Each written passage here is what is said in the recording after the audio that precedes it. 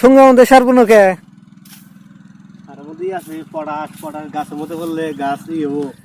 গাছের পাতা নষ্ট হওয়া তো পুড়ে যাবো গাছ এজন্য সঙ্গে মধ্যে বলতেছে আর ওরা আগে দিতেছ নাকি ওরা দিতেছে না মানে ওর আগে অল্প হানি জায়গা খারাপ এর মধ্যে দিতেছি তাহলে গাইস এই যে এখানে জায়গা খারাপ এই জন্য এই যে ইন্দা সারটা বুনতেছে আর কি কি সার দিতেছ আজকে আজকে দিতেছে potash urea sulphur zinc sulphur তো সব থেকে কাম বেশি কি করে পটাশে পটাশে নোনা কাটে নোনা দোষে খেত এই যে দুধ দানা রোজ যায় না না তাতে তোমার এই মাখাই করার বয়স কত দিন হইল 2 মাস